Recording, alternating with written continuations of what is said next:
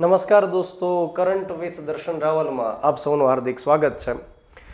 તાજેતરમાં મહારાષ્ટ્રમાં રાજકારણમાં જે ક્રાઇસિસ ચાલી રહ્યું છે, શિવસેના, એનસીપી અને કોંગ્રેસની જે મહાવિકાસ અઘાડી સરકાર ચાલી રહી છે, તો એમાં અત્યારે ક્રાઇસિસ શરૂ થઈ ગયું છે। શિવસેનાના એક ધારાસભ્ય અને મહારાષ્ટ્રની અંદર કેબિનેટ કક્ષાના મંત્રી, નગર વિકાસ માટેના મંત્રી એવા એકનાથ શિંદેએ બળવો પોકાર્યો છે અને એમની સાથે 42 જેટલા ધારાસભ્યોને લઈ આસામની એક હોટલની અંદર જતા રહ્યા છે। દેશભરમાં આ મુદ્દો અત્યારે ચર્ચાઈ રહ્યો છે, જેની પાછળ ભાજપનો હાથ હોય એવું માનવામાં આવી રહ્યું છે। તો જેને કેટલાક લોકો ઓપરેશન લોટસ તરીકે પણ ઓળખાવે છે, લોટસ યાની કમળ, અને જે ભાજપનું એક ચૂંટણી ચિહ્ન રહેલું છે। કહેવાનો અર્થ એમ છે કે આ કોઈ નવી ઘટના નથી। રાજકારણની અંદર આ અવારનવાર બનતી ઘટના છે કે કોઈ એક પાર્ટીમાંથી કેટલાક ધારાસભ્યો બળવો પોકારશે, અન્ય પાર્ટીમાં જોડાઈ જશે અથવા તો પોતાનો નવો પક્ષ બનાવશે। તો આ કોઈ નવી ઘટના નથી। જેમ કે હું તમને યાદ કરાવું કે 1995માં જ્યારે ગુજરાતમાં ભારતીય જનતા પાર્ટીની સરકાર બની, તો એ સમયે કેશુભાઈ પટેલને મુખ્યમંત્રી બનાવવામાં આવેલા, પરંતુ એ વાત શંકરસિંહ વાઘેલાને ગમી નહોતી અને એમણે બળવો પોકાર્યો। પોતાના નજીકના 42 ધારાસભ્યોને લઈ મધ્યપ્રદેશના ખજુરાહો ખાતે જતા રહેલા। તો એ જે કાંડ છે એ ખજુરિયા કાંડ તરીકે ઓળખાય છે। તો આ ઘટના એમને બનતી રહેતી હોય છે। આ ઘટના પરીક્ષામાં નહીં પૂછાય કે તાજેતરમાં કયા રાજ્યમાં આ પ્રકારની ઘટના બની। આ માત્ર એક રાજકીય મુદ્દો રહેલો છે જે અત્યારે કરંટમાં હોય, દરેક મીડિયાની અંદર ચર્ચાતો હોય છે। આપણે આ મુદ્દામાંથી જે શીખવાનું છે એ મુખ્ય પક્ષ પલટા વિરોધી કાનૂન અંતર્ગત વાત કરવાની છે, જેમાંથી આપણને પરીક્ષામાં સવાલ પૂછાય। કેમ કે પરીક્ષામાં એવો તો સવાલ નહીં પૂછાય કે એકનાથ શિંદે પોતાની સાથે કેટલા વ્યક્તિઓને લઈને જતા રહ્યા, કઈ જગ્યાએ જતા રહ્યા, કેટલાક વિદ્યાર્થીઓ જ્યારે કરંટ કરતા હોય ત્યારે હોટલનું નામ પણ પાકું કરતા હોય છે, એવું પણ મારા ધ્યાનમાં આવ્યું। તો આ પ્રકારના સવાલો પરીક્ષામાં હોતા નથી। સૌથી પહેલાં આપણે ચર્ચા કરીએ કે મહારાષ્ટ્રમાં રાજકારણમાં ક્રાઇસિસ કઈ રીતે આવ્યું। તો આપણે જોઈ શકીએ છીએ કે શિવસેનાની સરકાર જે વર્ષ 2019માં બની, શિવસેનાની એકલાની સરકાર તો નથી। હમણાં આપણે ભણવાના છીએ કે કઈ રીતે બેઠકની વહેંચણી થયેલી છે। શિવસેના, એનસીપી અને કોંગ્રેસ આ ત્રણેય ગઠબંધન કર્યું અને મહાવિકાસ અઘાડી પાર્ટીની સરકાર બની। તો એમાં એકનાથ શિંદે જે શિવસેનાના ધારાસભ્ય છે અને એ મહારાષ્ટ્રની અંદર નગર વિકાસ માટેના મંત્રી છે કેબિનેટ કક્ષાના, સાથોસાથ PWDનો વિભાગ પણ એમને સોંપવામાં આવેલો છે। છેલ્લા 4 ટર્મથી મહારાષ્ટ્રની વિધાનસભામાં ચૂંટાઈ રહેલા છે। તો એકનાથ શિંદે એ પોતે શરૂઆતમાં થોડા ધારાસભ્યોને લઈ અને સુરત ખાતે ગયેલા હતા, પરંતુ એ ધારાસભ્યોની સંખ્યા વધતી ગઈ, જે વિદ્રોહી આપણે કહી શકીએ એની સંખ્યા વધતી ગઈ અને અત્યારે હાલમાં આસામની એક 5 સ્ટાર હોટલની અંદર મુકામ કરેલો છે। સવાલ એ થાય કે મહારાષ્ટ્રથી 2000 કિલોમીટર દૂર આસામની અંદર કેમ ગયા? કારણ કે આસામની અંદર ભારતીય જનતા પાર્ટીની સરકાર છે અને ત્યાં આગળ જો એ વિદ્રોહી ધારાસભ્યો જો જતા રહે તો એવું બની શકે કે મહારાષ્ટ્રના અત્યારે હાલમાં જે મુખ્યમંત્રી રહેલા છે ઉદ્ધવ ઠાકરે, યાદ રાખો એમણે રાજીનામું આપ્યું નથી, પરંતુ એમણે જે મુખ્યમંત્રી આવાસ છે એને છોડી દીધું છે અને એમણે ડિક્લેર કરેલું છે કે જો પાર્ટી ડિસાઇડ કરશે તો હું મુખ્યમંત્રીમાંથી રિઝાઇન કરી દઈશ। હજુ સુધી રિઝાઇન આપ્યું નથી। તો ઉદ્ધવ ઠાકરે આસામની અંદર ધારાસભ્યોને મળી ન શકે, વિદ્રોહીઓને ફરી વખત મનાવી ન શકે, એમની સાથે સમજૂતી ન કરી શકે, એટલા માટે આસામ ડિસાઇડ કરેલું છે। એક તો દૂર છે અને ભારતીય જનતા પાર્ટીની ત્યાં આગળ સરકાર છે। તો આ અત્યારે મુખ્ય ઘટના રહેલી છે। હવે આપણે સમજીએ કે આજે એકનાથ શિંદે કોણ છે। તો હમણાં જે મેં વાત કરી એ મુજબ શિવસેનાના ધારાસભ્ય છે, મહારાષ્ટ્રની અંદર કેબિનેટ કક્ષાના મંત્રી છે, નગર વિકાસ માટેના PWDનો વિભાગ એમની પાસે છે અને લગાતાર 4 ટર્મથી પોતે ધારાસભ્યની ચૂંટણી જીતી રહ્યા છે અને શિવસેનાની અંદર સારી પકડ ધરાવે છે, ધારાસભ્યોમાં સારી પકડ ધરાવે છે, તો જ એક સાથે 42 ધારાસભ્યો શિવસેનાના એની સાથે જતા રહ્યા હોય। 2019માં જ્યારે અઘાડી પાર્ટીની સરકાર બનતી હતી, ગઠબંધનની સરકાર બનતી હતી, તો એકનાથ શિંદે મુખ્યમંત્રી માટે મુખ્ય દાવેદાર વ્યક્તિ રહેલા હતા, પરંતુ એમની જગ્યાએ ઉદ્ધવ ઠાકરેની પસંદગી થઈ અને એનસીપી નેતા જે શરદ પવાર છે એમના કહેવા પ્રમાણે કે જો ઉદ્ધવ ઠાકરે મુખ્યમંત્રી બનશે તો ગઠબંધનને સારી રીતે લીડ કરી શકશે, એટલા માટે એકનાથ શિંદેને એ સમયે મુખ્યમંત્રી બનાવવામાં આવ્યા નહોતા। એકનાથ શિંદે પોતે ભાજપને સમર્થન આપવાની અંદર મત ધરાવે છે। મતલબ કે 2014માં જ્યારે મહારાષ્ટ્રમાં સરકાર બની એ સમયે શિવસેના અને ભારતીય જનતા પાર્ટી એમણે ગઠબંધન કરેલું હતું। એ સમયે એકનાથ શિંદે ભાજપના ગઠબંધનના સમર્થક હતા। 2019માં જ્યારે વિધાનસભાની ચૂંટણી થઈ એ સમયે હમણાં આપણે વાત કરશું કે ચૂંટણીમાં કઈ પાર્ટીને કેટલી બેઠક મળી. કોઈ સિંગલ પાર્ટીને બેઠક એવી નહોતી મળી કે સરકાર બનાવી શકે. તો એ સમયે એકનાથ શિંદે પોતે એ મત ધરાવતા હતા કે ભાજપની સાથે ગઠબંધન કરવું જોઈએ, એમને ટેકો આપવો જોઈએ, પરંતુ એ ગણિત બન્યું નહીં. તો એકનાથ શિંદે આ પ્રકારે મહારાષ્ટ્રના રાજકારણમાં મહત્વતા ધરાવતા વ્યક્તિ છે. ત્યાર પછી આપણે વાત કરીએ કે એમણે અત્યારે આ બળવો શા માટે કર્યો. શા માટે એ પોતે આ વિદ્રોહી ધારાસભ્યોને લઈ, મતલબ કે શિવસેનાની અંદર અથવા તો જે અઘાડી સરકાર ચાલી રહી છે એમાં જે લોકોને વિશ્વાસ નથી અથવા તો જેમને એવું લાગે છે કે આપણે અલગ થઈ જવું જોઈએ, એ બધા ધારાસભ્યોને લઈને શા માટે આસામ જતા રહ્યા, શા માટે એમણે બળવો કરી દીધો. એનું રીઝન કંઈક એવું માનવામાં આવે છે કે અત્યારે જે ગઠબંધનની સરકાર ચાલે છે એ તદ્દન વિરોધી વિચારસરણી ધરાવતી પાર્ટીઓથી બનેલી એ સરકાર ચાલે છે. જેમ કે અત્યારે જે ગઠબંધન થયેલું છે એમાં એક તો શિવસેના રહેલી છે, ત્યાર પછી એની સાથે કોંગ્રેસનો ટેકો છે અને એ જ રીતે એનસીપી. તો અહીંયા આગળ શિવસેના જે વિચારસરણી ધરાવે છે એ પ્રો હિન્દુત્વની અંદર માને છે. આપણે સૌ ખ્યાલ છે કે બાલાસાહેબ ઠાકરે જે પાર્ટીના બીજ રોપ્યા અને શિવસેના આખી અત્યારે વિકાસ પામી. તો શિવસેના મુખ્યત્વે જે માને છે એ હિન્દુત્વમાં માને છે, જ્યારે કોંગ્રેસની આઈડિયોલોજી મોટાભાગે સેક્યુલરિઝમ ઉપર આધારિત હોય છે, બિન સંપ્રદાય ઉપર આધારિત હોય છે.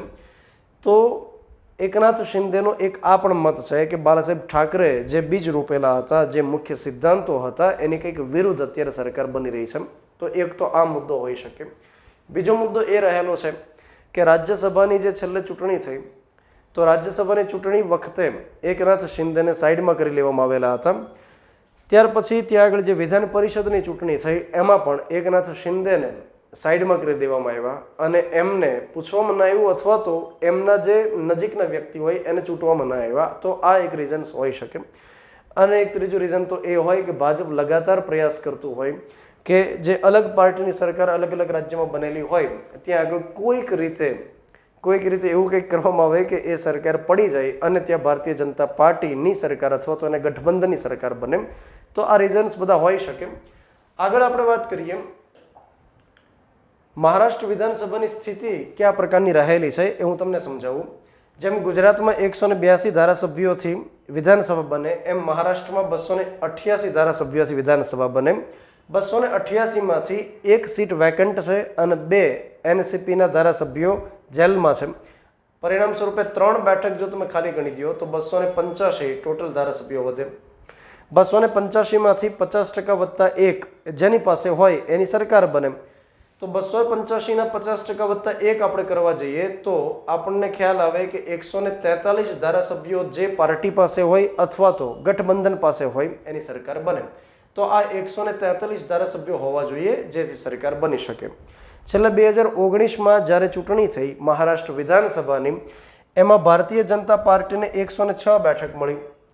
એની પહેલાં જ્યારે 2014માં ચૂંટણી થયેલી હતી ત્યારે 122 એમને બેઠકો મળી, પરંતુ 2019માં થોડી ઓછી સીટ મળી, 106 મળી. શિવસેના પાસે 55 છે, કોંગ્રેસ પાસે 44 છે, એનસીપી પાસે 53 જેટલા છે ને બાકીના અધર પાર્ટીઓ પાસે છે 5 જેટલા એવા છે કે જે અપક્ષ ઉમેદવાર છે.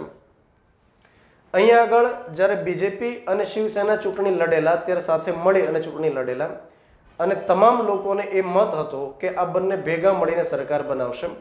પરંતુ શિવસેનાએ એ સમયે કંઈક અલગ રંગ દેખાડ્યો.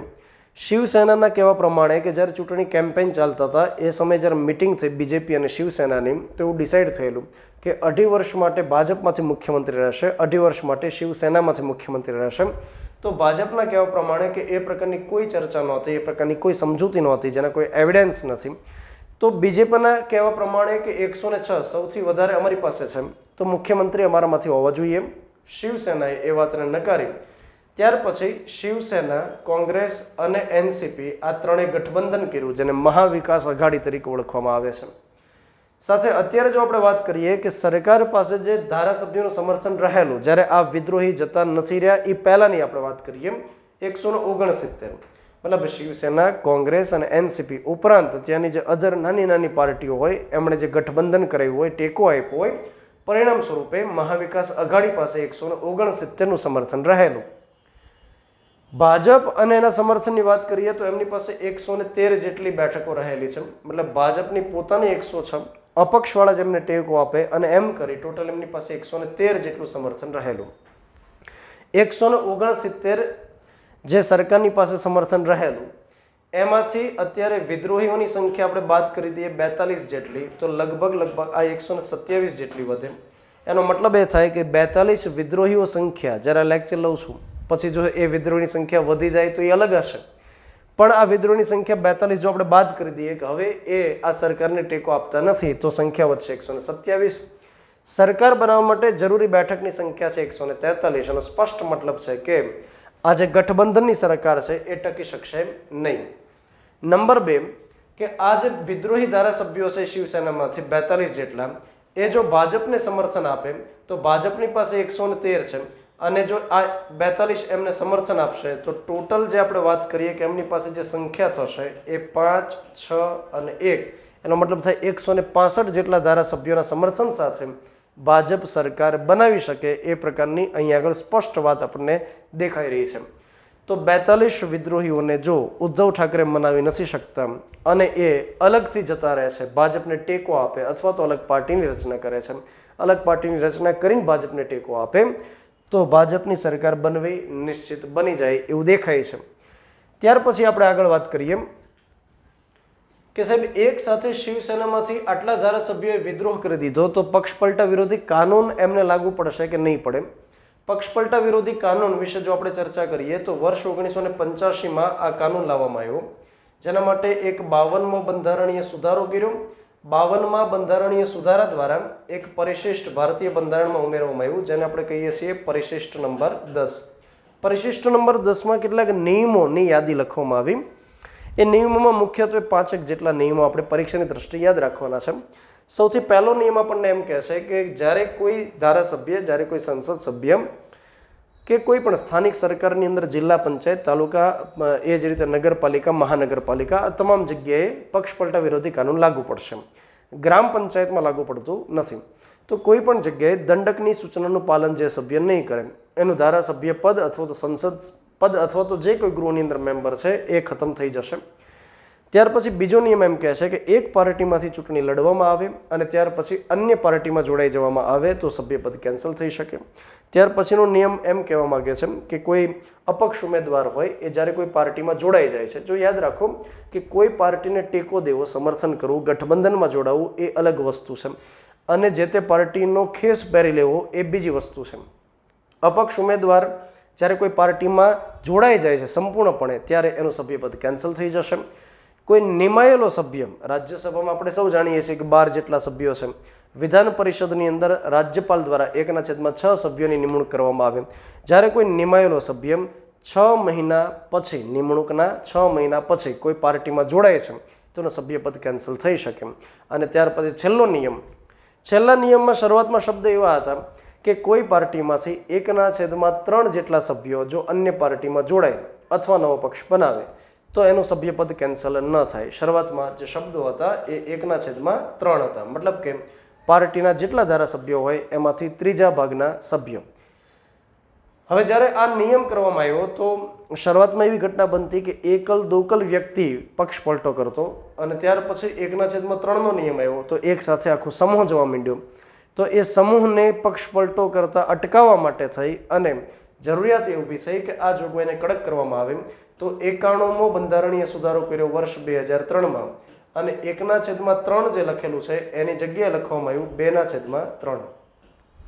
એટલે કે કોઈ ગૃહની અંદર જે તે પાર્ટીના સભ્યોની સંખ્યા હોય એમાંથી 2/3 એટલે કે 66% લોકો એક સાથે નવો પક્ષ બનાવે અથવા અન્ય પાર્ટીમાં જોડાઈ જાય તો એનું સભ્યપદ કેન્સલ ન થાય. આ પ્રકારે નિયમ કરેલો છે.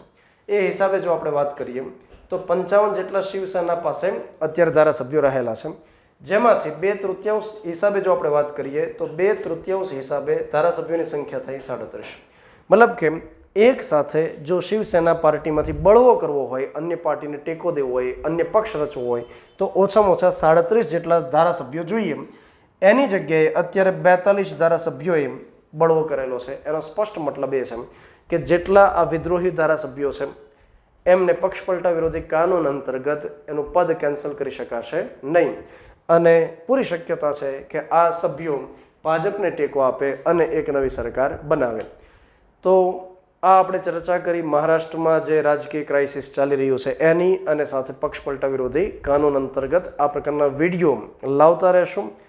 તો વિડીયો જોતા રહો, ચેનલને સબસ્ક્રાઈબ કરો, એ જ રીતે શેર કરો. Thank you very much.